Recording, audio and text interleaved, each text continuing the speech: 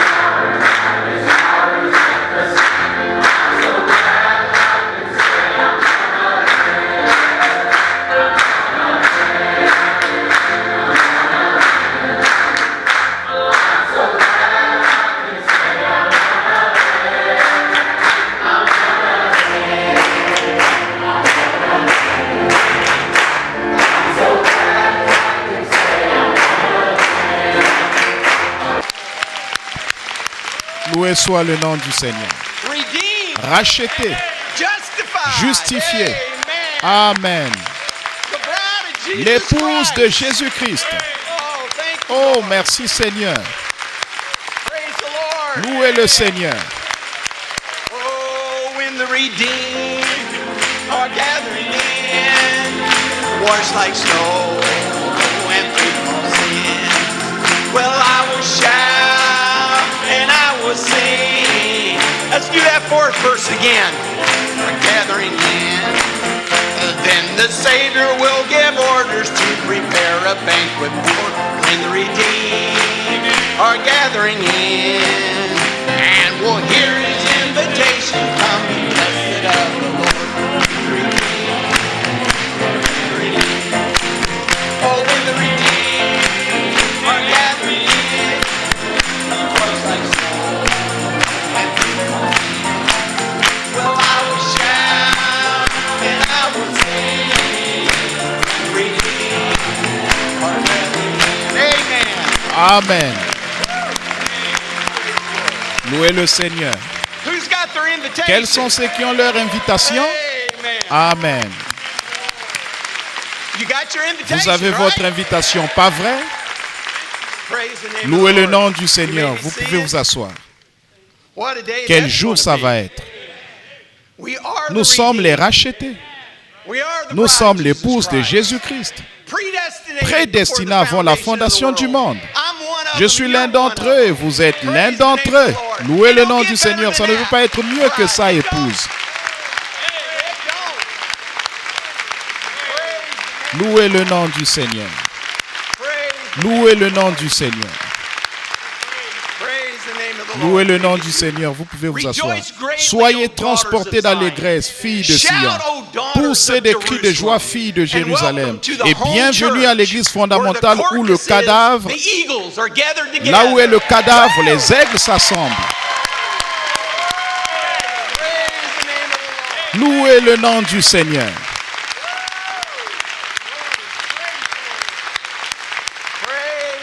Louez le nom du Seigneur. Louez le Seigneur. N'est-ce pas merveilleux? Vous pouvez vous asseoir. Le cadavre est ici. Il a dit que c'était la parole. J'ai entendu juste avant de venir que notre sœur Rachel Erickson est ici. Sœur Rachel, es-tu ici? Pourrais-tu t'élever? Sœur Rachel Erickson. Oh! Louez le nom du Seigneur. Oh, gloire au Seigneur.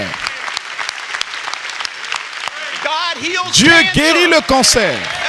Amen. Louez le nom du Seigneur. Louez le nom du Seigneur.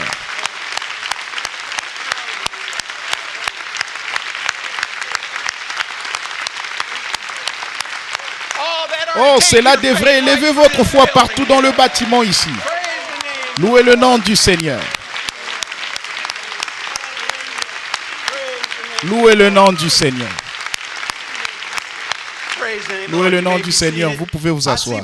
Je vois frère Mike et puis un assis au coin là-bas. Le diable pensait l'avoir aussi, les deux. Il ne peut pas les avoir. Redonne-les. Louez le Seigneur.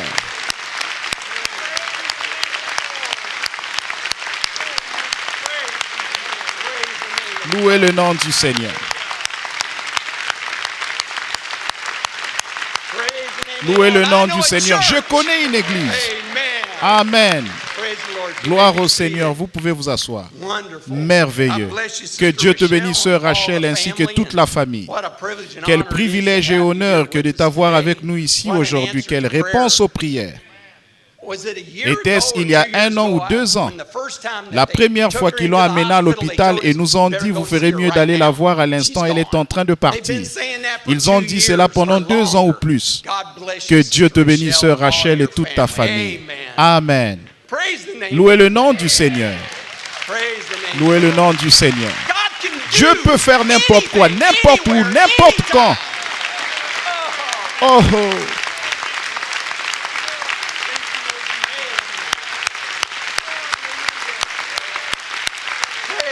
Louez le nom du Seigneur.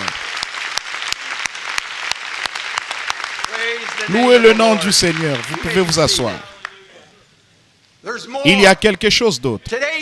Aujourd'hui, vous allez entendre parler de dépression et grincement, de tremblements de terre, du 3e poule, de vision, de prophétie, de l'épée du roi, des 7 anges, des sceaux, des 4 vents, de Jésus dans le ciel, de l'arbre de l'épouse. Ainsi dit le Seigneur. Tout ça dans un message aujourd'hui.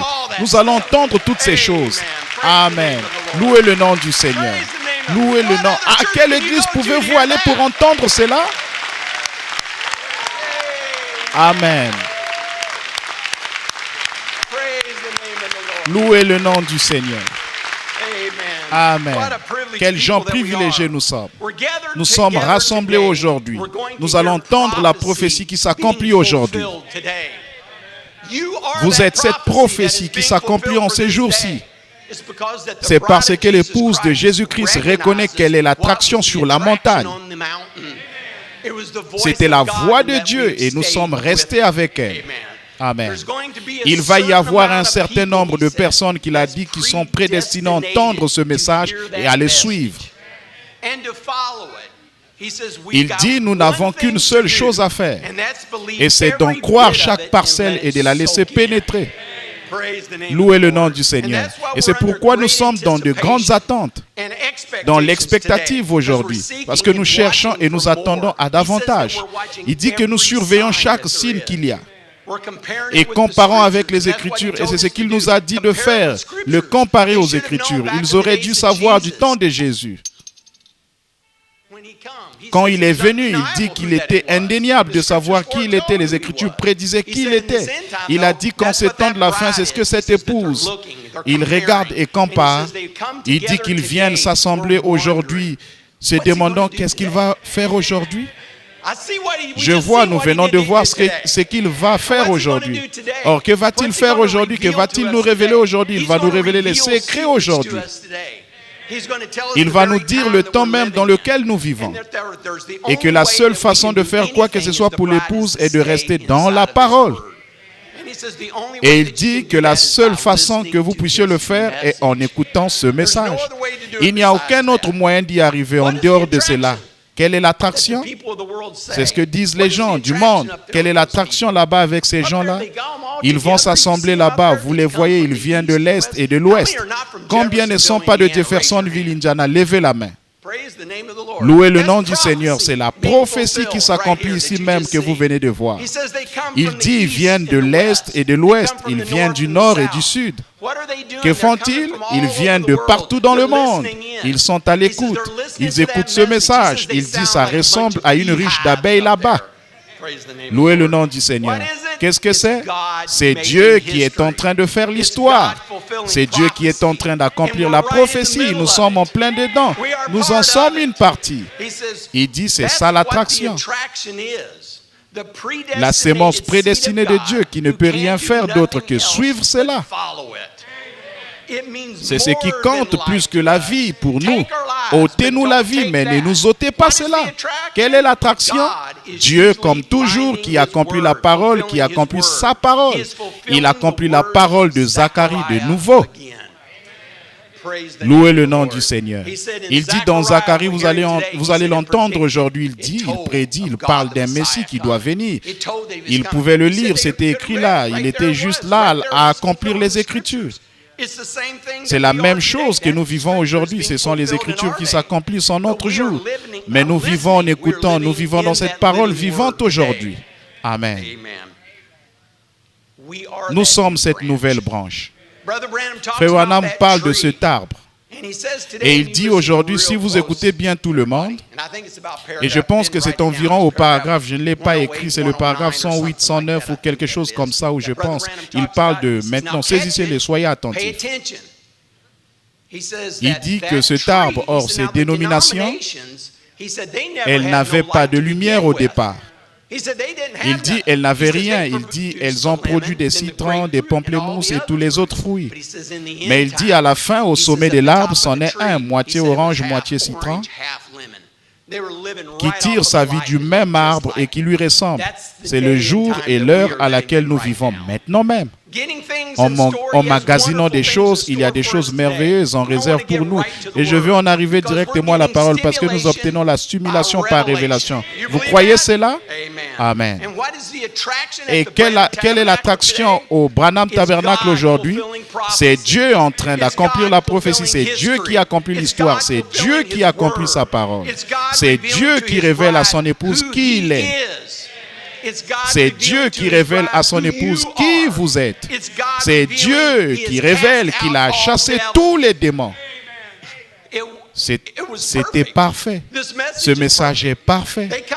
Ils sont revenus et ils ont dit, disent les Écritures, j'ai perdu la page ici. Quelqu'un pourrait dire, nous mettons trop l'emphase sur cet homme. Et ça, nous l'avons entendu. Il dit, c'est le message, ce n'est pas l'homme, c'est le message. Et c'est vrai, c'est le message. Mais il y a 2 semaines, ce prophète, ce même messager a répondu à cette question-là pour nous. Il a dit le message et la parole et le messager sont tous pareils. Il a dit Dieu ne peut pas les séparer. Ils ne sont qu'une seule chose. Puis la semaine dernière, c'est très important. Il a rendu cela très clair pour nous de nous voir exactement qu'est-ce que vous les gens croyez parce qu'ils croient. Avez-vous déjà entendu l'expression des croyants de la DT? Vous avez entendu cette terminologie? On est des croyants de la déité. Le prophète de Dieu le dit directement. Voici ce que nous croyons. Je ne suis pas celui qui est apparu là-bas à la rivière. Je me tenais simplement là quand lui est apparu. Amen. Je ne suis pas celui qui fait ces choses et qui prédit ces choses qui arrivent d'une façon si parfaite. Je suis seulement quelqu'un qui est proche quand lui les fait. J'étais seulement une voix qu'il a utilisée pour le dire. Ce n'était pas ce que moi je savais, c'est seulement que je me suis abandonné. Et il a parlé à travers moi. Ce n'est pas moi, ce n'était pas le septième ange. Oh non! C'était la manifestation du Fils de l'homme. Ce n'était pas l'ange, son message. C'était le mystère que Dieu a dévoilé. Ce n'est pas le messager du Fils de l'homme. Excusez-moi. Ce n'est pas un homme, c'est Dieu. L'ange n'était pas le Fils de l'homme. Il était le messager de la part du Fils de l'homme. Le Fils de l'homme est Christ. C'est de lui que vous vous nourrissez. Vous ne vous nourrissez pas d'un homme. Un homme, ses paroles vont faillir. Mais vous vous nourrissez du corps-parole infaillible du Fils de l'homme. C'est ce que cette Église croit juste là. Amen. Nous ne nous nourrissons pas d'un homme. Nous nous nourrissons du Dieu vivant, de la parole vivante. Amen. Louez le nom du Seigneur. Vous pouvez vous asseoir. Je veux que vous écoutiez ceci très attentivement. Frère Branham dit dans le message après cela, si proche. Il a dit dans le message, la sémence de discorde. Quand un homme est là à dire qu'il est ministre, pasteur d'une église ou quelque part, et qu'il ne croit pas que Jésus-Christ est le même dans les moindres détails, à l'exception du corps physique, le même hier, aujourd'hui et pour toujours, ça, c'est la sémence de discorde. Oh!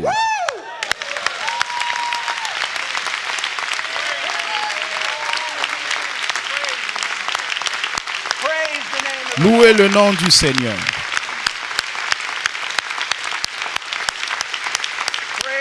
Louez le nom du Seigneur.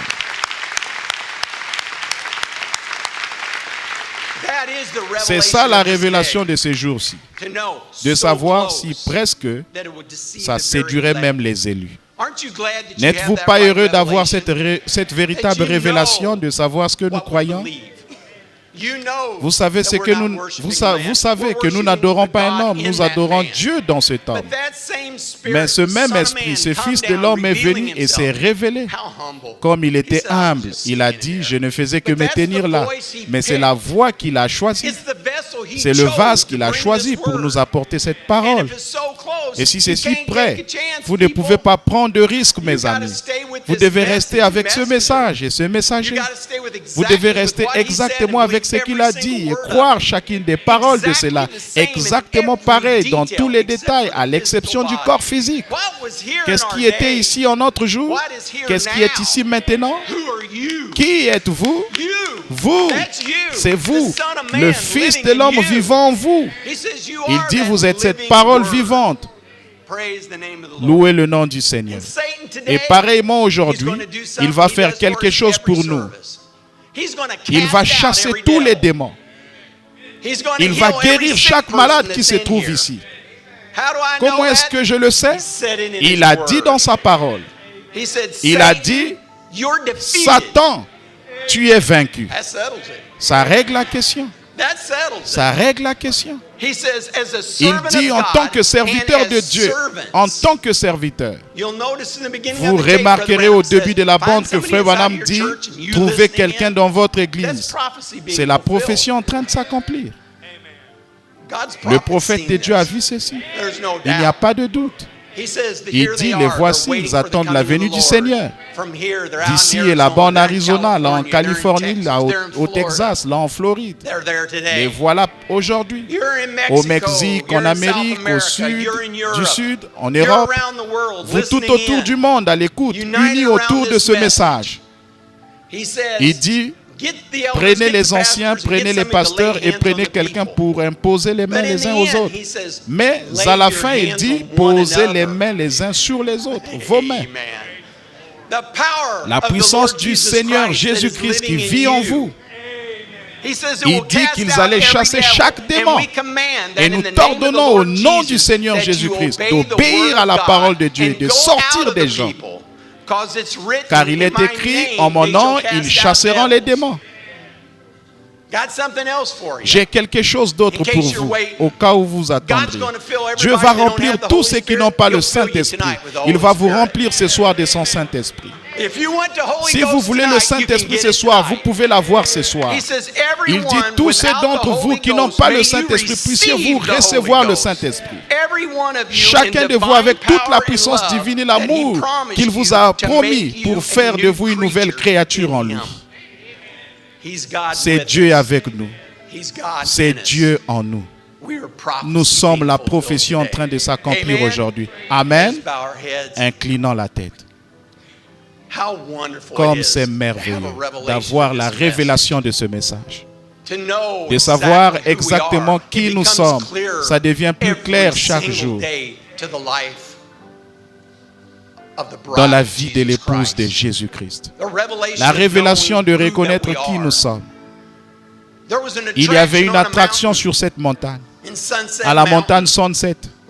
Quelle était cette attraction?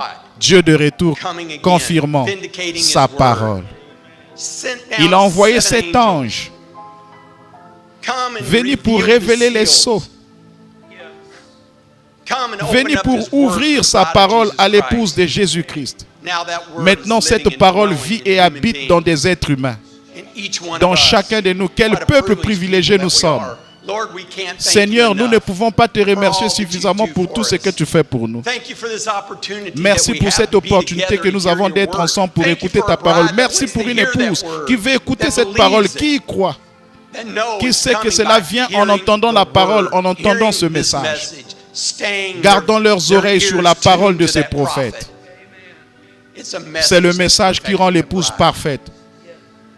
Nous te remercions, Seigneur. Aujourd'hui, nous en avons deux en moins. Le Père a trouvé bon de reprendre ces deux soldats à la maison. Notre sœur Christine Mayfield et notre sœur Johnny Smith. Maintenant, elles sont au-delà du rideau du temps. Elles sont avec cette portion de l'épouse qui nous attend. Tous ceux qui ont été dans ce service et nous ont écoutés en parler, ils sont là-bas maintenant. Quelle promesse! Frère Branham a dit qu'avant que l'entrepreneur de pompes funèbres ne puisse prendre ses corps, ils sont dans la présence du Dieu Tout-Puissant. Comme nous te remercions, Seigneur Jésus. C'est toute une promesse qu'a l'épouse. Pour nous, c'est une perte, mais c'est un gain pour le ciel. Aussi, nous voulons nous souvenir de la famille en prière, car c'est difficile pour eux. Ils savent où elles sont. Ils connaissent cette promesse. C'est pour cela qu'elles ont vécu. Un jour, peut-être que vous serez à ce même endroit. Nous sommes à un souffle de nous trouver en sa présence. Oh Seigneur Jésus, viens pour ton épouse. La famille veut annoncer qu'il y aura un service en mémoire de notre sœur Johnny Smith au Branham Tabernacle au 7e rue à 7 heures. Tous ceux qui veulent, nous n'avons pas l'heure pour le service de sœur Mayfield. Mais nous remercions Dieu. Dieu pour sa grâce et sa miséricorde. Seigneur, viens. Ouvre nos cœurs. Ouvre nos oreilles, nos âmes. Et que cette parole pénètre profondément dans nos cœurs aujourd'hui, Seigneur. Père, révèle ta parole comme tu ne l'as jamais fait encore auparavant.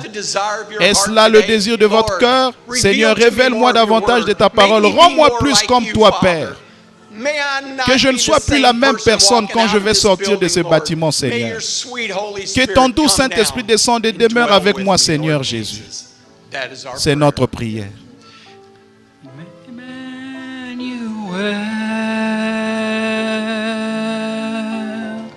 Emmanuel.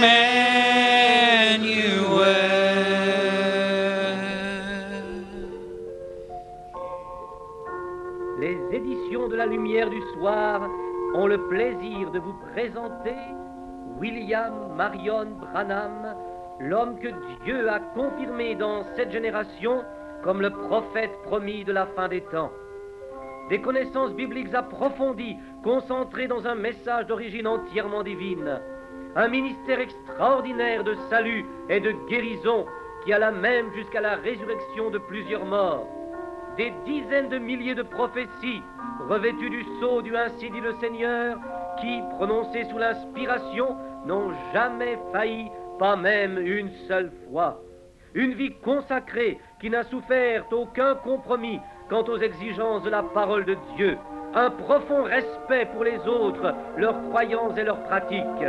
Tout cela a caractérisé la vie de William Branham que Jésus-Christ a envoyé pour vous aussi. La bénédiction divine vous atteindra sans aucun doute si vous placez vraiment votre foi dans la parole du Seigneur que vous allez maintenant entendre sur cette cassette. Notre prière est que Dieu vous accorde sa parfaite grâce.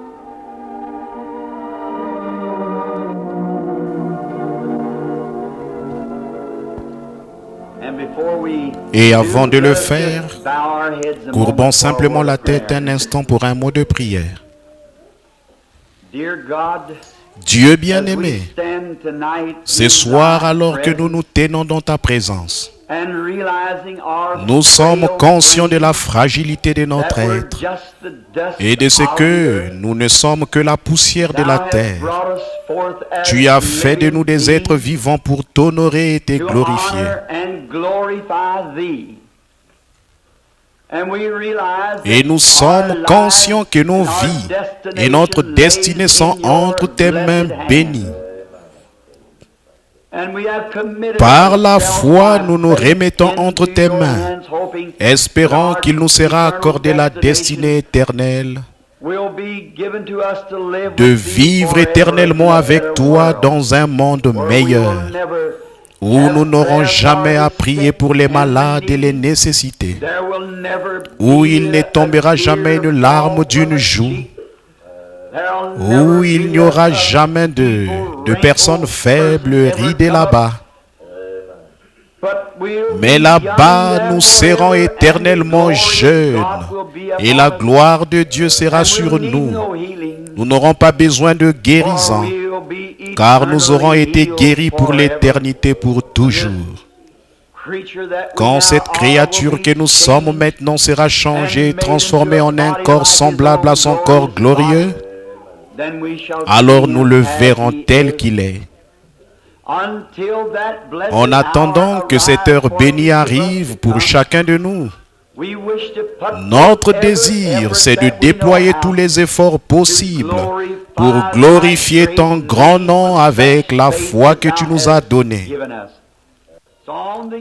C'est la veille de ce petit rassemblement ici, dans ce petit lieu commémoratif, où nous gardons le souvenir du premier réveil que nous avons tenu ici et de ces grandes œuvres puissantes que tu as accomplies pour nous par la grande et puissante main. Un réveil est parti d'ici et il s'est répandu dans chaque nation. Et ce soir, partout dans le monde, des feux de réveil brûlent sur les collines. Des hommes et des femmes guérissent de leurs maladies et de leurs infirmités.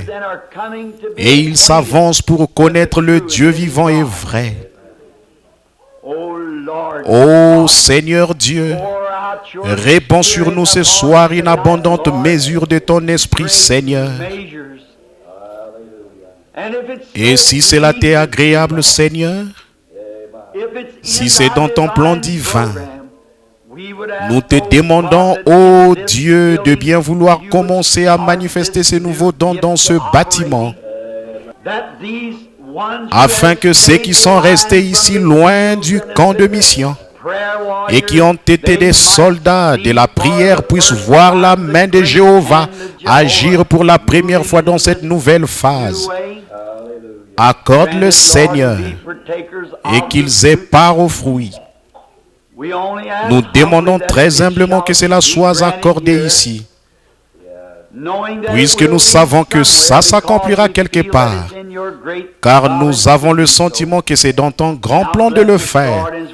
Maintenant, Seigneur, bénis-nous alors que nous tournons les pages du livre, ta sainte parole bénie.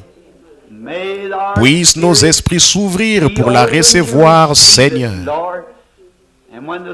Et quand les services de ce soir seront terminés et que nous nous mettrons en route pour retourner dans nos différentes maisons, puissions-nous dire comme ceux qui revenaient de Maïs, nos cœurs ne brûlaient-ils pas au-dedans de nous ce soir alors qu'il nous parlait en chemin?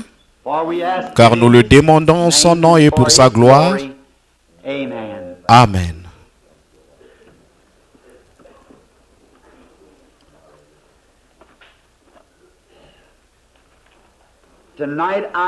Ce soir, j'ai choisi comme lecture de l'Écriture quelques versets si vous voulez les prendre.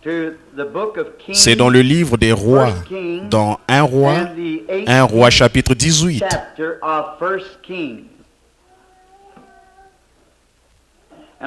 Je vais commencer à lire à partir du verset 17. Et là, j'aimerais prendre comme sujet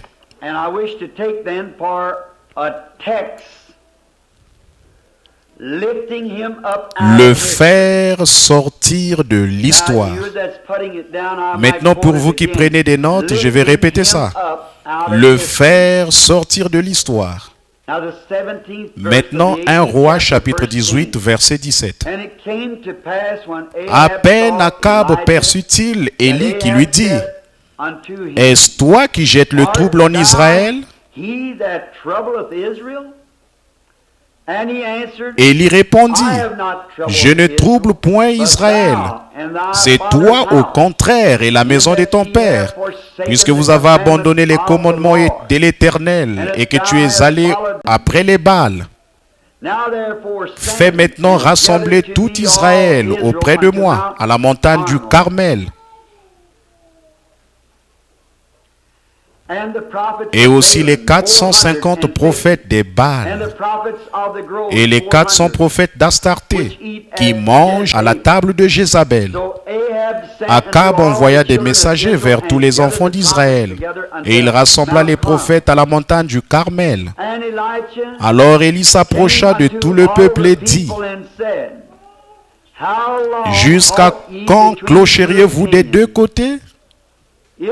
Si l'Éternel est Dieu, allez après lui. Si c'est Baal, allez après lui. » Le peuple ne lui répondit rien.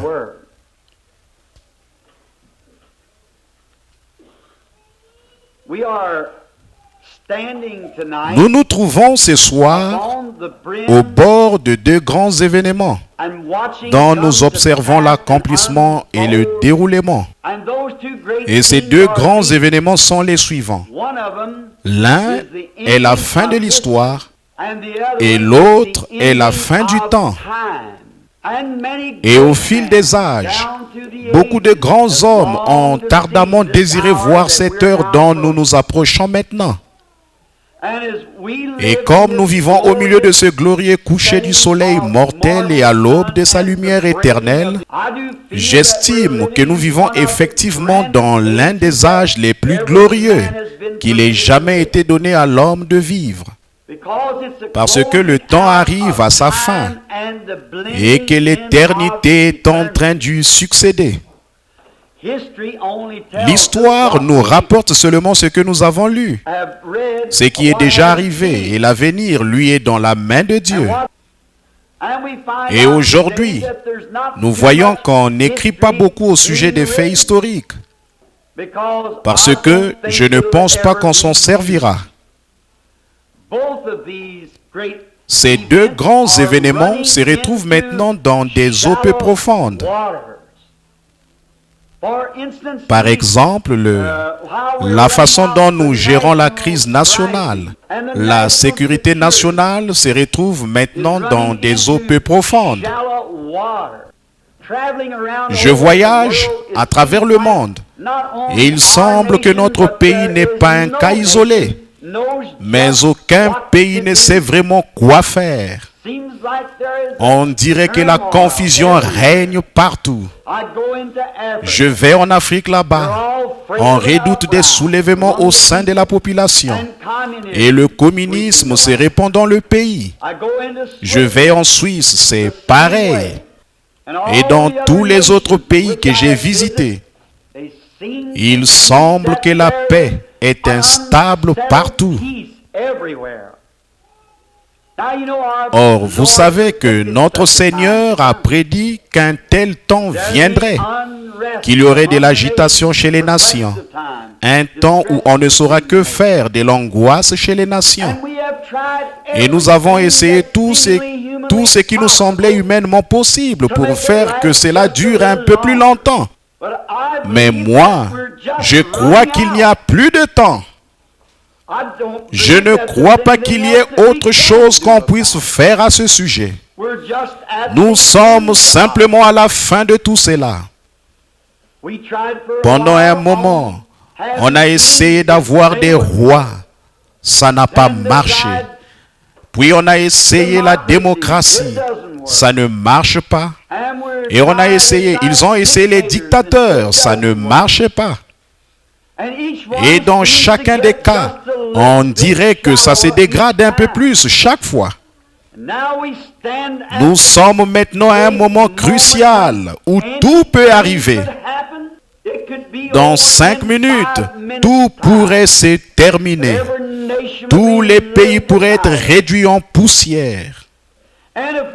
Et si nous en sommes là, où devrait en être l'Église? C'est une grande période de crise. Et aussi la vie de famille est en crise. On dirait que la vie de famille se retrouve maintenant dans des eaux peu profondes. Autrefois dans le foyer, le père, le chef de famille, s'asseyait le matin et parlait à sa famille. Et ensemble, on prenait la bonne vieille Bible de famille et on la lisait un peu. Et tous se rassemblaient autour de la table et priaient. On ne voit plus ça. Et à la fin de la journée, après que maman avait fait la vaisselle, tous se rassemblaient alors à l'intérieur pour lire un peu plus de la Bible et prier avant d'aller au lit. C'était vraiment rare de voir la délinquance juvénile à cette époque-là. Tous les garçons allaient travailler dans les champs et les filles aidaient maman à faire la lessive au ruisseau. Mais aujourd'hui, il suffit d'appuyer sur un petit bouton et la vaisselle est faite. Maman saute dans une voiture et s'en va à une partie de cartes ou déambule les rues. Et le travail est fait par un tracteur. Et tout ce que nous avons, c'est une bande de paresseux, de fainéants. Et la vie de famille est tant négligée que la Bible est mise au rencard. C'est au point qu'on serait obligé de fouiller pendant 1 heure pour en trouver une dans de nombreux foyers en Amérique. Pour pratiquer sa religion, on va à l'église le dimanche matin pour environ 20 minutes. Et si le pasteur prend environ 30 minutes, il est convoqué au conseil. Qu'est-ce? Il n'y a plus de vie de famille. Autrefois, le père et la mère s'aimaient, s'honoraient et se chérissaient mutuellement. Et quand elle était vieille, grisonnante et ridée, et que son pauvre vieux visage se déformait, et que ses lunettes pendaient sur son nez, papa l'aimait autant que quand elle était jeune et jolie. Mais aujourd'hui, je n'ai pas l'intention de critiquer. Mais quand elle prend un peu de l'âge, il les change tout simplement contre un nouveau modèle. On dirait que c'est la tendance, comme on change de voiture et tout. On dirait que ce véritable amour familial n'existe plus tant que ça. Il s'est passé quelque chose. Il n'y a plus de vie de famille. On n'a plus le bon vieux foyer américain qu'on avait il y a bien des années. Il y a une autre chose que je voudrais mentionner. C'est une autre chose qui est en train de disparaître. L'amitié. Il n'y a plus d'amitié. On dirait qu'il n'existe plus d'amis comme auparavant. Et les amis que nous avons ne sont plus des amis fidèles comme auparavant. Je me souviens qu'autrefois, Quand quelqu'un tombait malade dans le voisinage, tout le monde venait l'assister dans ses travaux et lui donnait un coup de main pour tout ce qui pouvait être fait. Parfois, on passait toute la nuit avec lui. Comme je l'ai souvent dit, et c'est vrai, on ne sait même pas que le voisin est mort jusqu'à ce qu'on le découvre dans le journal. L'amitié. Papa a une clé de la maison, maman a la sienne. Ils sortent tous les deux pour revenir au milieu de la nuit. Les enfants ne savent pas où ils sont, les petits sont avec la baby-sister. Et c'est comme ça que les gens mènent leur vie. Savez-vous que la Bible a prédit toutes ces choses? Donc, qu'est-ce que c'est alors? C'est que nous sommes dans une position où nous voyons ces choses se décliner. Prenons la vie de l'Église. C'est là que tout a commencé.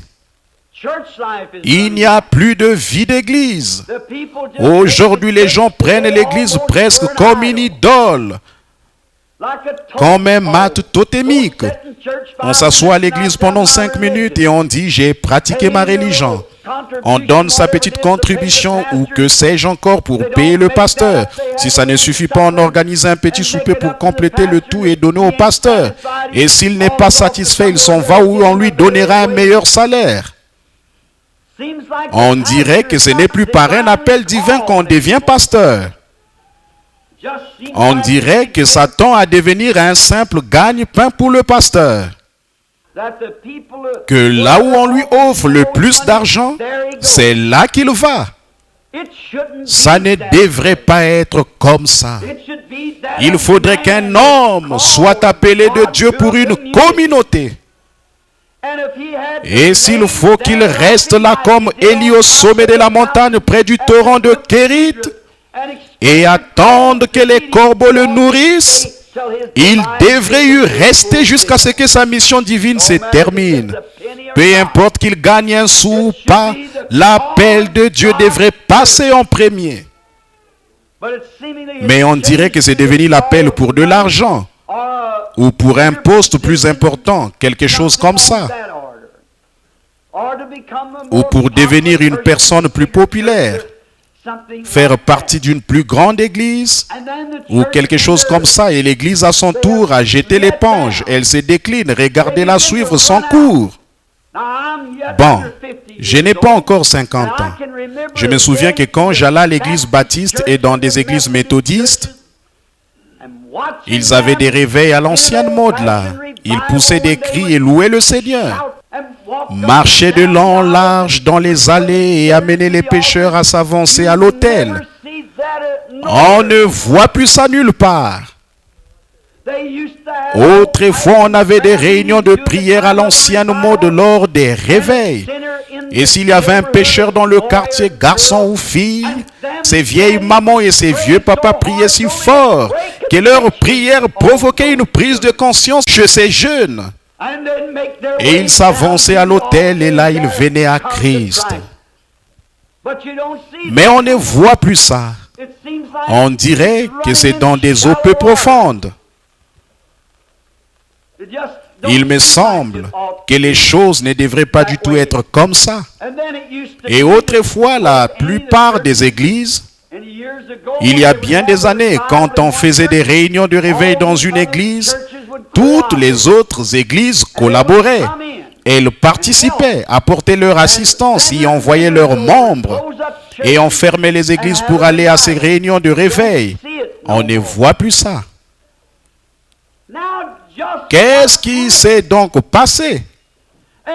Et qu'est-ce que vous allez faire à ce sujet?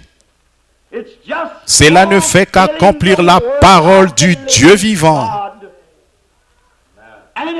Et cela indique deux choses. L'une, c'est la fin du temps, et l'autre, c'est la venue du Seigneur Jésus.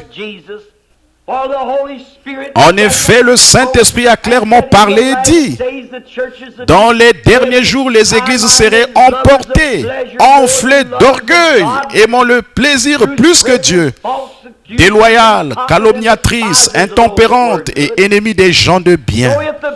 Donc, si la Bible a prédit que ces choses arriveraient, comment peut-on s'attendre à autre chose qu'à ça?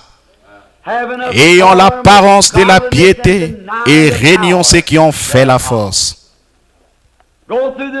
Parcourez ce pays, nos pays. Vous verrez qu'il n'y a qu'une petite poignée de croyants qui croient. Je veux dire de vrais croyants qui croient que Jésus-Christ vit réellement. Voyez-vous, ils ont fait de l'Église une simple idole. Nous avons vu ça ces derniers jours dans notre enseignement. On montre du doigt l'Église catholique et ses idoles, le fait qu'ils s'inclinent devant elle quand ils passent devant l'Église. Les protestants sont tout aussi mauvais, tout à fait, ils s'y vont de temps à autre. Peut-être que certains d'entre eux y vont juste une fois par an à Pâques. Il n'y a pas longtemps, j'ai entendu un ministre de cette ville faire remarquer cela. Il a dit le matin de Pâques, j'ai souhaité joyeux Noël à tous mes fidèles. Il a dit, je ne les reverrai pas avant Noël ou la prochaine Pâques. Joyeux Noël. Alors que nous sommes là à voir ces choses se dérouler, tous mortels autant que nous sommes, nous savons que quelque chose doit arriver. Ça ne peut tout simplement pas continuer comme ça. Personne ne trouve le moyen de s'arrêter pendant 5 minutes. Partout dans les rues, ça se bouscule, ça court, on est pressé, on crée des embouteillages. Cet après-midi, quand les enfants marchaient sur la route, je revenais. C'était plutôt à midi, je revenais de New Albany. Et voilà une dame qui est arrivée là à la hauteur de ses enfants à environ, dans une zone limitée à 30 km à l'heure, à environ 100 ou 110 km à l'heure.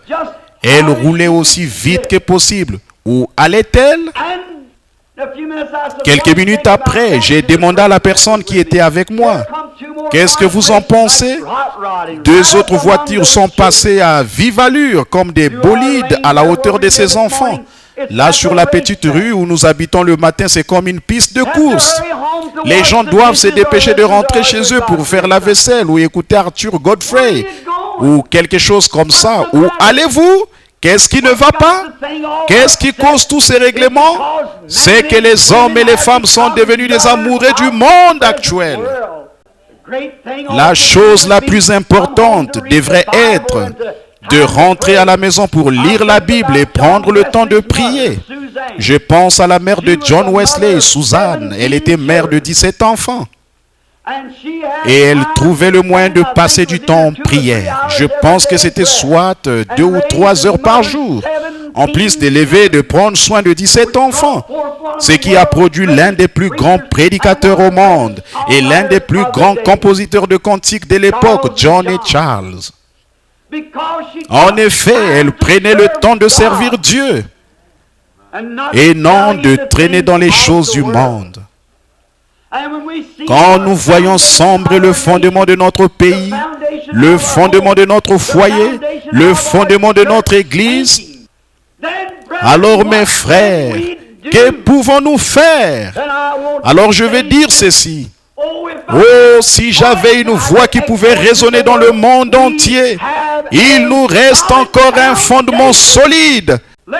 C'est la sainte parole bénie de Dieu, la Bible. En effet, tous les cieux et la terre passeront, mais la parole de Dieu ne passera jamais. Et sur cette pierre a dit Dieu, je bâtirai mon église, et les portes du séjour des morts ne prévaudront point contre elle. Alors quel privilège béni pour nous tous de tendre la main et de prendre la bonne vieille Bible de Dieu, d'en tourner les pages et de savoir que nous lisons directement la vérité. Et de voir que ces choses se sont produites dans le passé, puisqu'elles parlent d'un Dieu de l'histoire. Et la seule façon pour nous d'être, de nous mettre au diapason de ces choses ou de nous aligner derrière elles, c'est de faire sortir de l'histoire ces dieux de l'histoire. En effet, dans tous les âges, que ce soit lors de la destruction antédiluvienne, avant la venue de Christ et au cours de différents événements, il ne faillit jamais quand on l'invoque. Il a toujours raison. Là, je pense à une époque où une nation était en captivité. C'était Israël. Ils étaient en Égypte et ils étaient traités durement et avec rigueur dans leur service aux Égyptiens. Il semblait que tout le monde s'était refroidi. Saviez-vous qu'Israël a passé en Égypte le double du temps que les États-Unis ont fait en tant que nation? Nous n'avons pas plus de 50 ou 70 ans, quelque chose comme ça. Et eux, pendant 420 ans, ils ont été en esclavage, ou plutôt en Égypte. Mais il y a eu un temps où il semblait qu'il n'y avait plus aucun espoir. Mais il y avait un homme et une femme qui semblaient avoir foi en un Dieu de l'histoire, qui avait parlé à Abraham en temps de crise. Il croyait qu'il pouvait l'invoquer et qu'il répondrait. C'était Amram et Jochebed, la femme d'Amram, la mère et le père de Moïse. Et comme je prêchais ici, il y a quelque temps, j'ai un peu illustré comment Amram rentrait chez lui le soir. Et il disait, Jochebed, je suis très fatigué. Il y avait sur le dos les marques fraîches des coups de fouet du chef de corvée. Et peut-être qu'elle était là, à nettoyer patiemment ces endroits, et en pleurs, elle disait, « Oh Amram, n'y a-t-il plus rien qu'on puisse faire ?» Je peux l'entendre dire, « Oh chérie, si tu avais été avec moi aujourd'hui, tu les aurais vus battre les jeunes garçons qui essaient de tirer ces charges. Mais ils étaient sans cœur. Ils les ont traités comme des animaux. Ce sont nos jeunes Israélites. N'y a-t-il rien qu'on puisse faire? » C'est ce que je me demande maintenant. Je vois nos jeunes, ces adolescents qui seront des hommes et des femmes de demain, nos adolescents d'aujourd'hui. Les cheveux jusqu'au cou et le pantalon porté sous les hanches, un pistolet accroché sur le côté, une cigarette au coin de la bouche. Qu'est-ce que cela va devenir? C'est encore l'esclavage sous le diable. N'y a-t-il rien qu'on puisse faire? Et Amram, peut-être l'un des rares habitants du pays, montait les marches d'un petit escalier. Peu importe sa fatigue. Là, chaque soir, il invoquait le Dieu d'Abraham. Ce Dieu qui, comme il avait appris, était venu à Abraham, était venu à Job, était venu à Isaac, était venu à Jacob aux heures de la détresse. Et certainement, s'il avait été Dieu en leur jour, il serait Dieu en ces jours-là. Et s'il était Dieu au jour de Moïse, il est Dieu aujourd'hui. Il suffit de le faire sortir de l'histoire et de l'appeler sur la scène. Et je peux voir Amram soir après soir, peu importe combien il était fatigué, cela prouvait sa foi en ces dieux. Mais aujourd'hui, si les gens n'obtiennent pas tout ce qu'ils demandent la première fois qu'ils prient, ils se disent qu'il est mort. Ce qu'il nous faut aujourd'hui, c'est des hommes et des femmes nobles d'esprit, des hommes et des femmes qui sont déterminés à tenir ferme jusqu'à ce qu'ils voient un Dieu qui vit vraiment passer à l'action, des gens qui ne renonceront pas. Ils sont bien décidés à s'en tenir à cela. S'ils sont malades et que le médecin leur a dit qu'ils ne peuvent pas se rétablir, il y a cependant quelque chose en eux qui leur dit qu'ils vont se rétablir. Tenez ferme quoi qu'il arrive. Avez-vous adhéré aux églises du monde dénominationnel? Après que vous avez épuisé toutes vos forces, à aller d'un lieu à l'autre sans jamais trouver de soulagement? Il y a encore un Dieu qui répond à la prière et qui sauve du péché. Et comme on peut le constater, Amram, malgré ses nuits pénibles, le dos qui saignait, il montait de nouveau les marches, priait jusqu'à 2 ou 3 heures du matin. On aurait dit qu'il parlait au vent. Là, au fond de son cœur de juif, il y avait une foi ardente qu'aucun vent de doute ne pouvait jamais éteindre.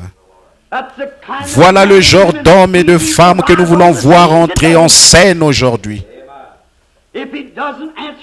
S'il ne répond pas ce soir, il répondra demain soir. S'il ne répond pas cette année, il répondra l'année prochaine. Car il est un Dieu. Et non pas un Dieu, mais le Dieu. Et nous voyons qu'Amram, soir après soir, il montait les marches. Et Jochebed s'approchait de lui et disait, « Amram, mon chéri, tu as prié là-haut toute la nuit. Pourquoi ne demandes-tu pas à certains des jeunes hommes où tu travailles de prier un peu? Eh bien, chéri, et s'ils ne le font pas, il faut que quelqu'un le fasse. Il faut que quelqu'un prie jusqu'à exaucement. » Voilà le sentiment qui devrait animer chaque chrétien ce soir, n'est pas attendre quelqu'un d'autre, mais prendre les devants nous-mêmes jusqu'à exaucement. Si nous croyons que la Bible contient de l'histoire, c'est aussi un livre prophétique qui nous dit que ce même Dieu s'élèvera dans les derniers jours. Et il est temps qu'il entre en scène. Voilà ce qu'Amram savait, que Moïse avait prophétisé, ou non pas Moïse. Excusez-moi, Abraham avait reçu une promesse de la part de ce Dieu de l'histoire, qui n'avait répondu à aucune prière depuis 400 ans, d'après ce que l'histoire nous rapporte. Mais il avait promis qu'il les ferait sortir. Et on dirait que notre Dieu reste bien silencieux depuis longtemps. Mais l'heure est venue où il va entrer en scène. Un soir, ça faisait peut-être plusieurs années qu'Amram priait. Ses cheveux commençaient alors à grisonner et toujours pas de délivrance. Mais la situation empirait continuellement. Un soir, il est passé vraiment aux choses sérieuses. Voilà comment nous devons nous y prendre. Passer vraiment aux choses sérieuses. Il a dit, « Oh Dieu, c'est ce que tu as promis. » Et nous l'avons attendu avec impatience. Et nous voyons que tous les signes sont là et que le temps est proche. Il est temps que tu fasses quelque chose à ce sujet. Alors qu'il était vraiment plongé dans la prière et qu'il priait de tout son cœur, il a regardé et voici quelqu'un se tenait dans un coin. Il s'est frotté les yeux et a regardé de nouveau. Là, c'était un ange, son épée nue dans la main. Il a dit, la délivrance arrive. Tu engendreras un fils et c'est lui qui les délivrera. Voyez-vous? Dieu répond toujours à la prière, n'est-ce pas? À condition que nous tenions ferme. Moïse, après avoir conduit fidèlement les enfants d'Israël dans le désert, il est arrivé à la mer Rouge. D'un côté, les montagnes, de l'autre, le désert, par là, l'armée de Pharaon. Et devant eux, la mer Rouge. Ils étaient pris au piège dans une petite bande de terre. On dirait que même la nature s'était écriée. Que va-t-il se passer? C'est fini pour eux. L'armée de Pharaon par dizaines de milliers allait les écraser. Mais qu'est-ce que le peuple a fait? Il s'est mis à murmurer, à se plaindre. Oh, ça aurait été mieux si nous étions restés à l'endroit où nous étions. Mais il y en avait un parmi ces gens dont la foi ardente de Dieu brûlait dans le cœur, qui croyait que le Dieu de l'histoire pouvait entrer en scène dans n'importe quelle situation difficile. Moïse s'est tenu là, les mains levées vers Dieu. Il a prié jusqu'à ce que le Dieu de l'histoire entre en scène pour être le Dieu d'aujourd'hui. Il a ouvert la voie et Israël a traversé les eaux à pied sec. Oh, peu de temps après, Josué a conduit le même groupe ou leurs enfants au Jourdain. Et c'était au mois d'avril. au moment où tous les cours d'eau étaient en crue et que le Jourdain faisait 5 fois sa taille. On dirait que tout bon chef militaire aurait choisi un autre moment pour les conduire là-bas. Et c'est précisément à ce moment-là quand il n'y avait aucune possibilité de le traverser. Mais Josué s'est souvenu qu'il y avait un Dieu de l'histoire qui 40 ans auparavant avait ouvert la mer Rouge. Et il a invoqué ce Dieu. Ce Dieu est descendu avec une grande puissance et est devenu le Dieu de la crise de l'heure. Il a ouvert le Jourdain et les a fait traverser. Quant au passage que nous avons lu ce soir, ce qui a été l'objet de notre lecture, c'est beaucoup d'années plus tard qu'Élisée avait vu la malédiction de cette nation alors qu'il était sur la montagne. Car pendant des centaines d'années, aucune prière n'avait été exaucée en Israël. Cependant, Élisée savait qu'il y avait un Dieu de l'histoire qui pouvait entrer en scène. Et il a lancé au monde des incrédules le défi de se tenir dans la présence de ce Dieu et de voir lequel répondrait par le feu. Et le Dieu qui avait protégé les enfants hébreux de la fournaise ardente a fait descendre le feu et a consumé le sacrifice. Peu de temps après, un homme du nom de Lazare était mort. Et il y avait un Dieu qui vivait encore. Il avait pu ramener Enoch à la maison sans même qu'il voie la mort et faire monter Élie dans un char de feu. On l'avait appelé sur la scène à l'heure sombre de la mort et il avait agi exactement comme il le ferait à tout moment. Pourtant, il était un Dieu de l'histoire, mais on l'a sorti de l'histoire pour la crise de l'heure. C'était près de la porte de Jéricho, où un aveugle était assis au bord de la route et criait. Il n'avait plus aucun espoir. Aucun médecin ne pouvait l'aider. Il avait dépensé tout son argent. Il ne lui restait plus qu'à rester assis là et à rêver quelques jours jusqu'à ce que la mort lui soit un doux soulagement. Et un jour, le long de la route est descendu un Dieu de l'histoire qui est entré en scène pour une crise de l'heure. Dieu a ouvert les yeux de cet aveugle. C'est dans la maison de Jairus que les médecins avaient échoué. Ils avaient renvoyé la petite fille à là pour y mourir. Et la mort y était entrée et y avait fait ses ravages. Elle avait pris l'unique enfant de ce foyer, la petite fille de 12 ans, et on l'avait allongée sur le divan. Alors que ce jeune prédicateur au cœur brisé avait dû abandonner sa dénomination et tous ses amis, mais il s'est souvenu qu'il y avait un Dieu de l'histoire qui pouvait ressusciter les morts. Et il est allé à sa recherche. Cherchez, vous trouverez. Frappez, l'on vous ouvrira. Demandez, l'on vous donnera. Il est toujours le même Dieu. Ce Dieu qui habitait dans un corps appelé Jésus, Fils de Dieu, quand on l'a appelé sur la scène et qu'on l'a fait sortir de l'histoire, le Dieu qui avait ressuscité les morts dans l'Ancien Testament, qui avait ramené à la vie un petit enfant mort par un prophète, ce Dieu ne peut pas mourir. Il est Dieu pour l'éternité. Cet enfant était couché, allongé sur le lit. Et le jeune Jairus, qui savait que l'enfant de la Sunamite lui avait été rendu, il a dit, c'est Dieu de l'histoire. Si jamais on pouvait l'appeler à entrer en action, il est le même Dieu aujourd'hui. Et à force d'y songer, il avait entendu parler d'un homme qui prétendait avoir la puissance. C'était Jésus de Nazareth. C'est lui qu'ils haïssaient, mais il l'appelait sur la scène car c'était lui le plus proche représentant de Dieu, d'un Dieu, du Dieu vivant qu'il avait pu trouver ces jours-là. Et quand on l'appelait sur la scène et qu'on a invoqué ce Dieu de l'histoire, il a agi de la même manière qu'il avait fait quand il avait parlé à Élie au sujet de cet enfant mort.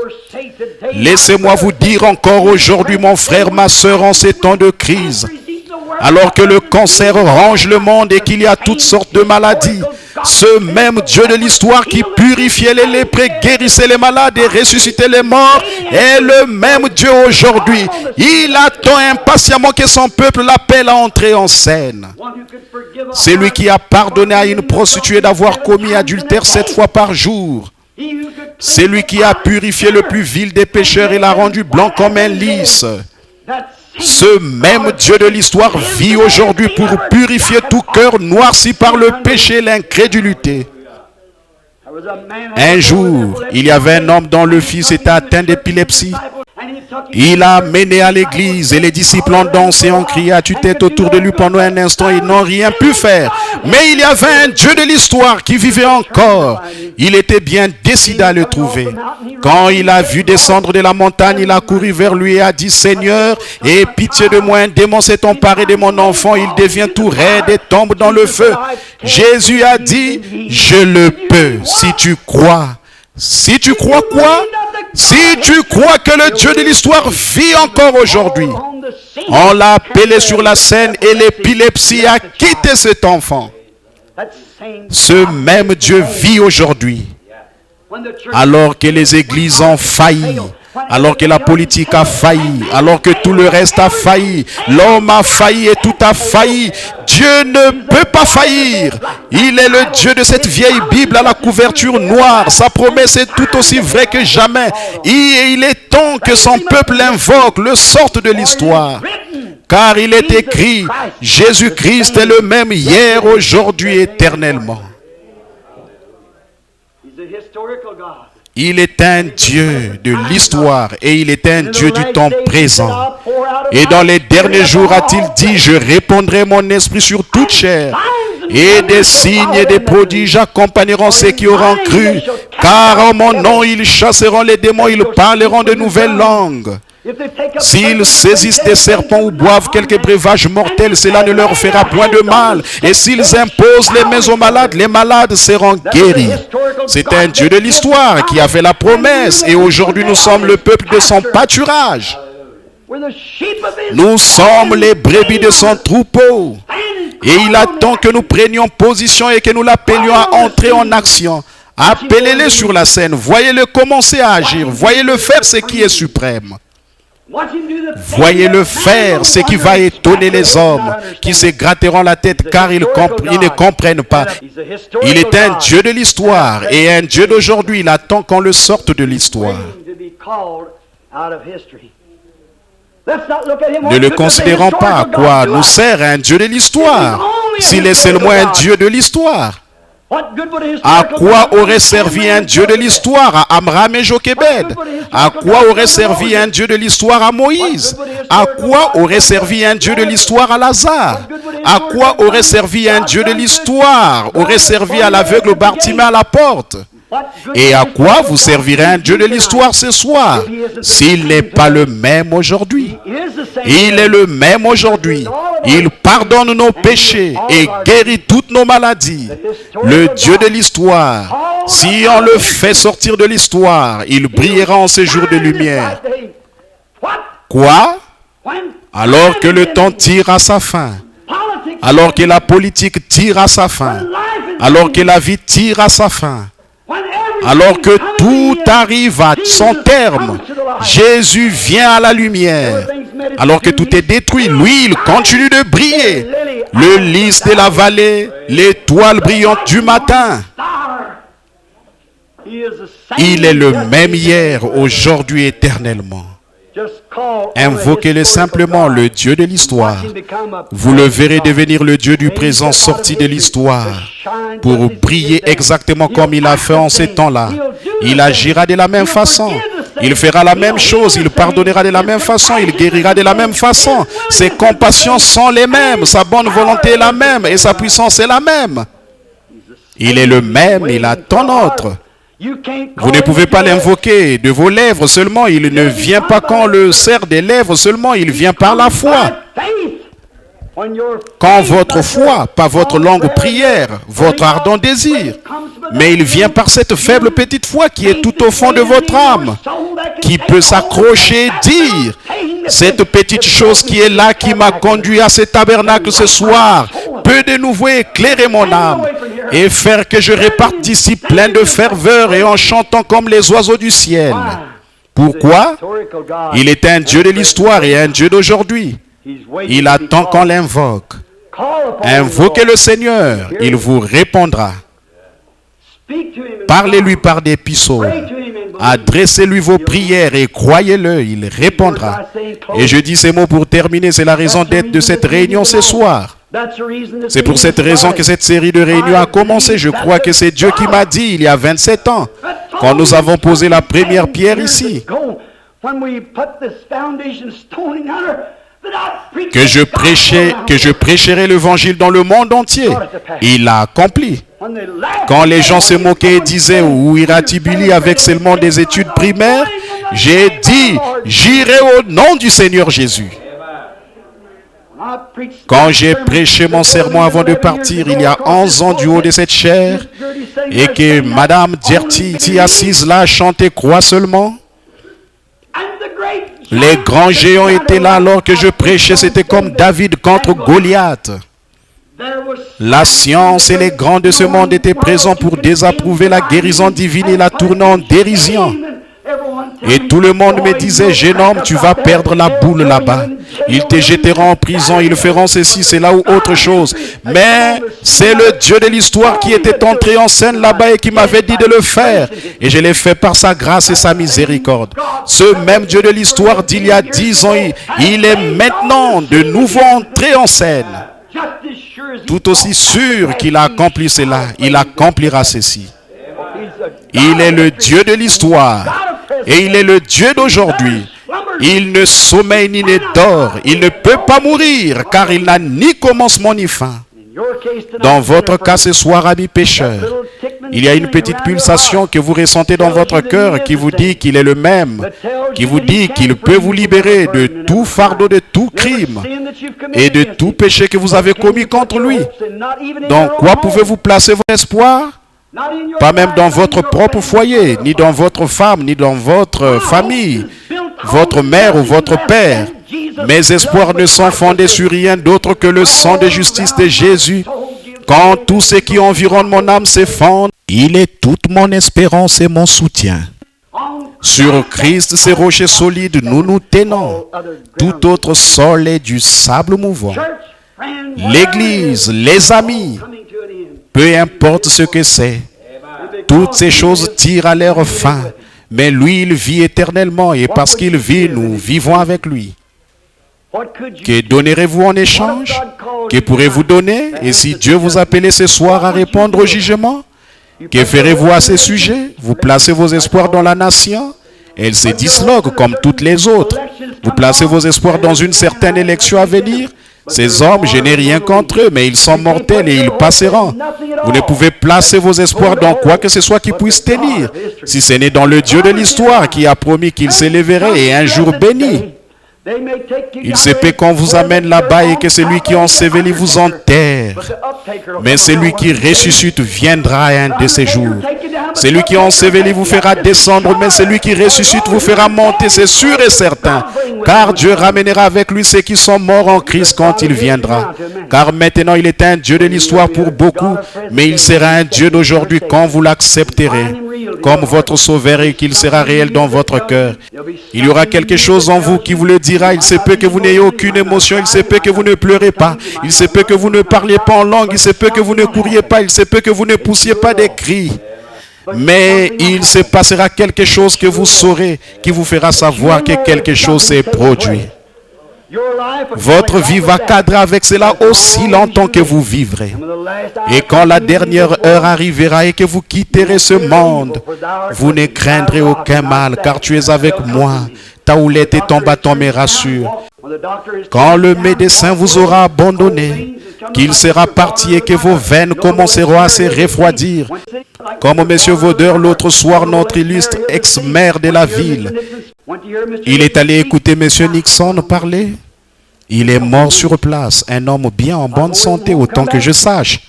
J'étais en déplacement quand je suis revenu. Ma femme a dit, Billy, es-tu au courant qu'un tel est mort? L'autre jour, j'ai dit, ma petite fille était là à l'école avec une petite fille. Et dimanche, on l'a enterrée. Elle avait attrapé la pneumonie. Cela a atteint son cœur ou quelque chose comme ça. Elle, ça l'a tuée, elle est morte.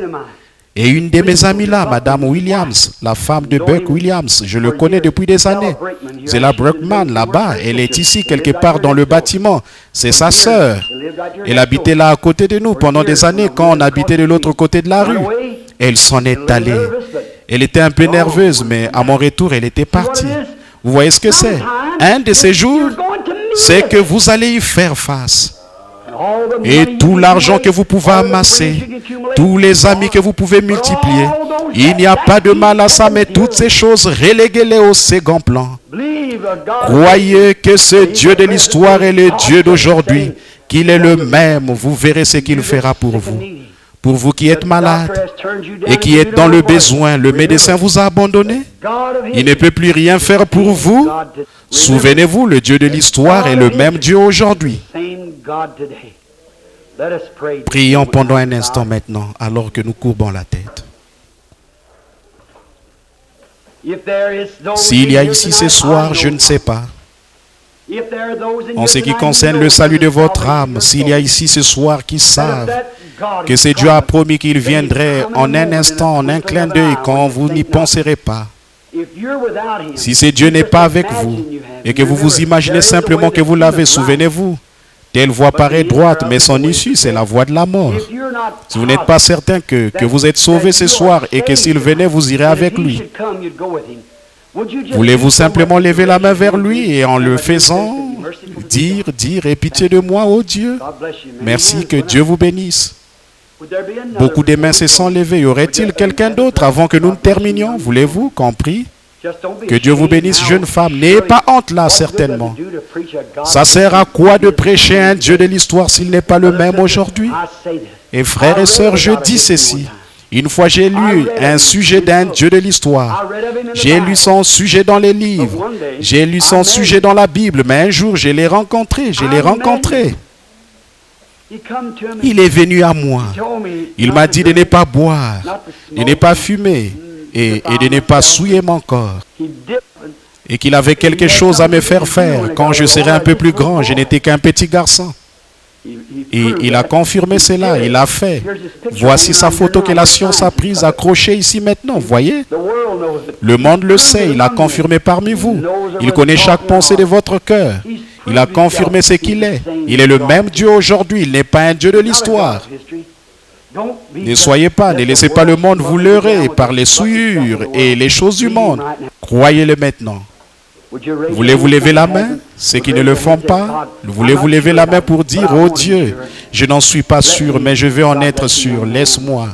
Que Dieu vous bénisse, jeune homme, quelqu'un. Que Dieu vous bénisse là-bas, ma soeur. Que Dieu vous bénisse, mon frère. Quelqu'un d'autre. Que Dieu vous bénisse, ma soeur. Que Dieu vous bénisse là-bas, mon frère. C'est vrai. Vous dites, frère Bill, est-ce que ça changera quelque chose pour moi si je lève la main?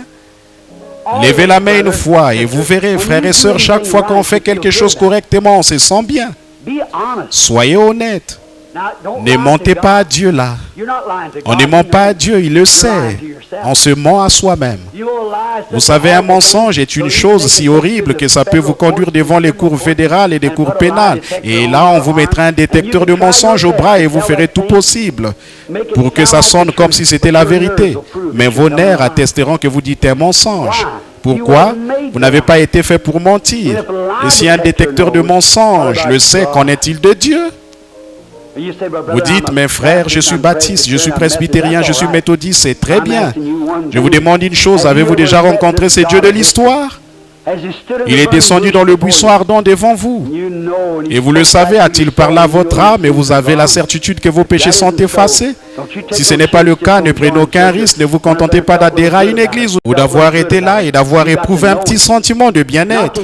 Vous devez le connaître, entendre parler de lui, avoir ses bénédictions, ce n'est pas ça qui donne la vie. Mais le connaître, lui, c'est ça qui donne la vie. Le connaître personnellement, le pronom personnel, le connaître. Il ne s'agit pas de connaître son livre, d'être un bon étudiant, d'être un bon membre, ni un homme bien ou une femme bien. Ça ne suffit pas, ça c'est le produit de la loi.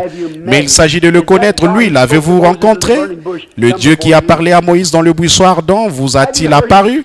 L'avez-vous entendu parler de sorte que vous êtes sûr que c'était lui? S'il ne l'a pas fait, levez simplement la main, dites, oh Dieu, parle-moi maintenant. Est-ce que oh Dieu, parle-moi maintenant. Est-ce que c'est toi qui chuchotes dans mon cœur? Je voudrais te connaître. Que Dieu vous bénisse, jeune dame. Que Dieu vous bénisse là derrière. C'est bien, très bien. Quelqu'un qui ne l'a pas fait, très bien. Que Dieu vous bénisse, ma soeur. Que Dieu vous bénisse ici, jeune dame. C'est bien. Que Dieu vous bénisse ici, mademoiselle. Maintenant, tout doucement, pendant que vous avez la tête inclinée, fredonnant ça doucement. Daybreak, Jesus will come. Par un clair matin, Jésus viendra. Par un clair matin, fin des combats. We'll shout victory. Perçant le ciel bleu, cri de victoire. Some go Par un clair matin, for me, for pour moi, pour toi.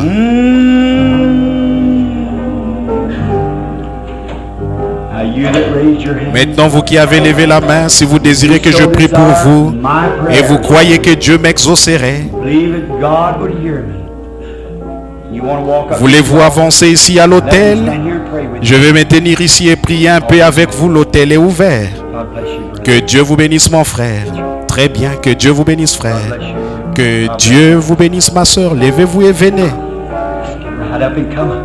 If you believe God Si will vous help croyez you, que Dieu vous aidera et qu'il exaucera la prière que je ferai pour vous aider à venir à lui, à le connaître, avancez maintenant. Ne voulez-vous pas le faire? some golden daybreak. Par un clair matin, Jésus. How do we know it won't be Qu'est-ce in the qui nous morning? dit que ce ne sera pas demain matin?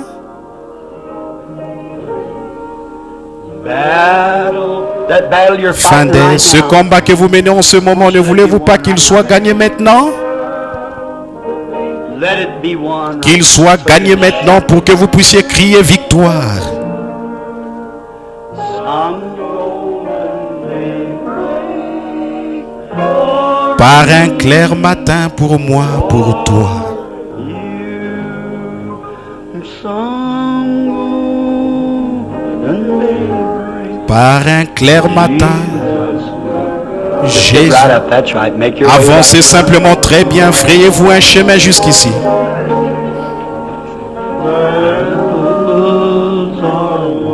Fin des combats, We'll shout perçant le ciel bleu, breakthrough. cri de victoire. Some golden. Par un clair matin. Won't you come now? Ne voulez-vous pas venir maintenant pendant que nous vous attendons? Nous allons vous aider ici par la prière de la foi, une grande efficace pour nous. Won't you come? Ne voulez-vous pas venir? I'm persuading you. Je vous incite à Come venir, accept d'accepter the le Dieu du God temps of présent. present time. Not just Pas a simplement God un Dieu that qui you consiste go à aller to à a une church église and say, et dire, well, eh bien, j'ai I adhéré joined à the church, l'église. that God Ce won't Dieu-là work. ne fera pas l'affaire. A Methodist God, a Baptist God, a Presbyterian Un Dieu God, a méthodiste, un Dieu Pentecostal baptiste, God, un Dieu they won't presbytérien, un Dieu pentecôtiste ne fera pas l'affaire. Recevez le Dieu de cette Bible. work. A Pentecostal God, Un Dieu pentecôtiste ira dans le monde, un Dieu méthodiste ou un Dieu baptiste ou tout autre Dieu dénominationnel. But the God of this Mais le Bible, Dieu de cette Bible vous rendra semblable à Jésus. that temper, Ce that tempérament malice, colérique, cette méchanceté, cet esprit qui ne pardonne pas, cette chose rangera votre âme perdue pour l'éternité. I'm just swinging forth Je a suis net simplement en train de lancer un filet maintenant. C'est à vous d'y voir. now. Move right out around Laissez-vous the altar. attraper, Many of you voulez-vous? move right out Avancez-vous, around the altar. placez-vous Many of autour you de raise your l'autel hands ici. back Beaucoup there. d'entre vous ont levé la main là derrière. Vos voisins de siège vont vous laisser passer. Que le Seigneur vous bénisse, jeune homme.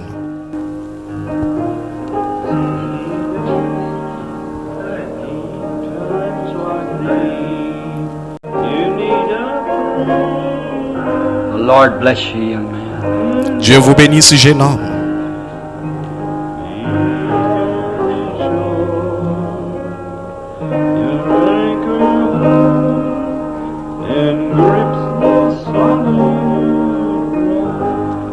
Now while she's softly playing the music, Maintenant, pendant qu'elle joue doucement la musique, here stands plusieurs se tiennent ici autour de l'autel.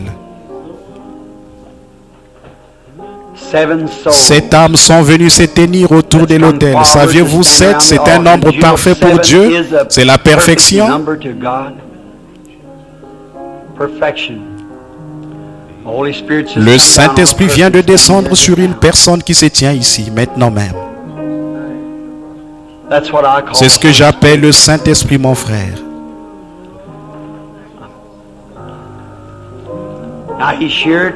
Maintenant, il est là pour chacun de vous. Soyez simplement humble dans votre cœur.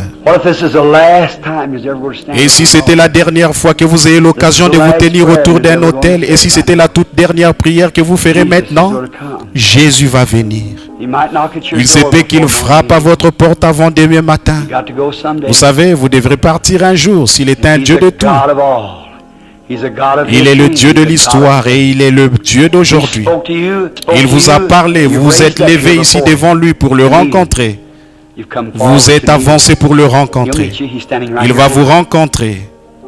Il est ici maintenant. Seulement dans votre cœur, confessez tout ce que vous avez fait qui n'est pas bien. Dites, oh Dieu, aie pitié de moi. Je suis un pécheur, j'ai mal agi et je confesse maintenant de tout mon cœur et j'ai tort. Je veux que tu aies pitié de moi et que tu pardonnes mes péchés. Je te servirai le reste de mes jours.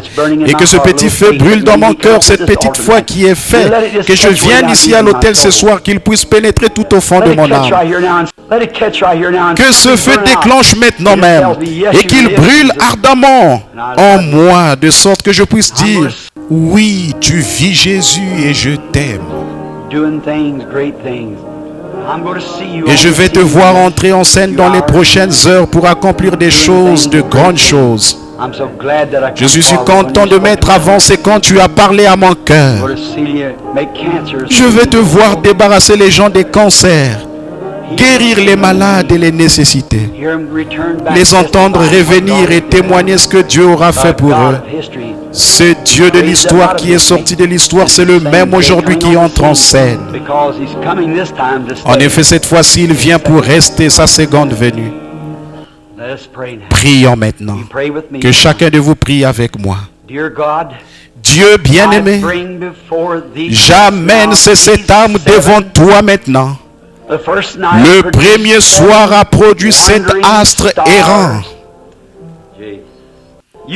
Dans ta précieuse parole, tu as dit, nul ne peut venir à moi si mon Père ne l'attire premièrement. Et je ne mettrai pas dehors celui qui vient à moi, mais je lui donnerai la vie éternelle et je le ressusciterai au dernier jour. Seigneur, c'est là ta promesse. Et par une émotion, un acte de conviction, c'est cette précieuse âme errante se sont avancées ce soir.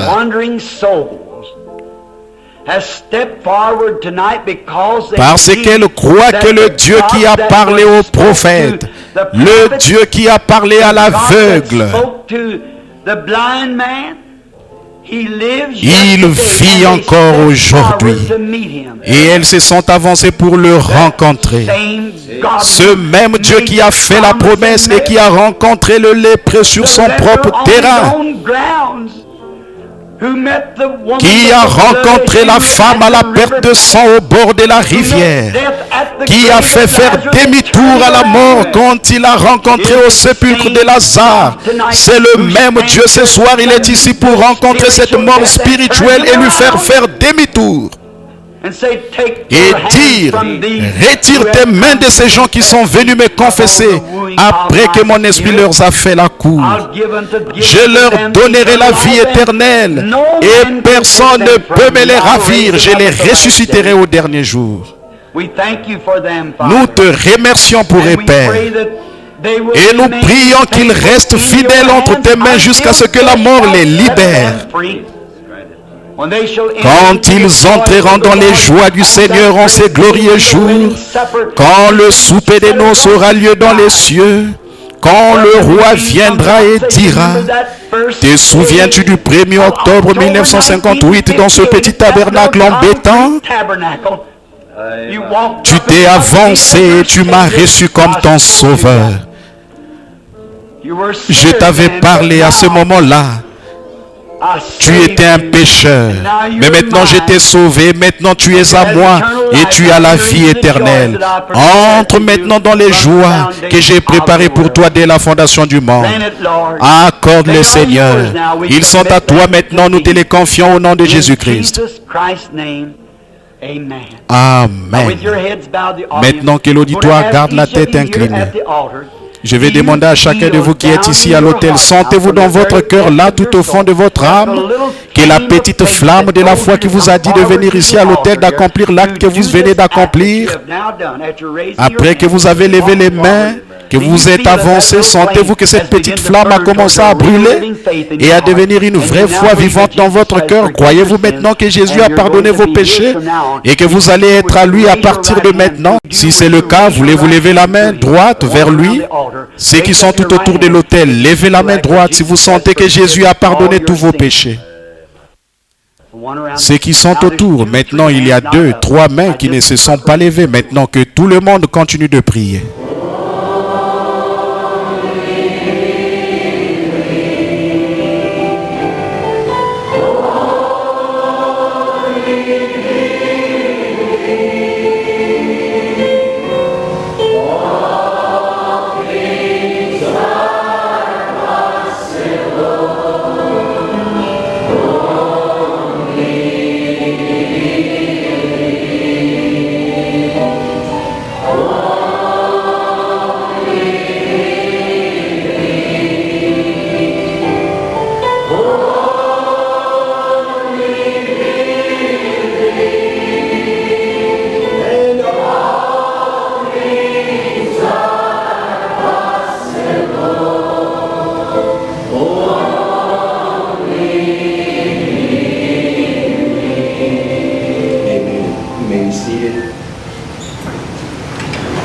What a privilege it is tonight for me to be able to welcome God's prophet messenger to come and bring us the message of the hour.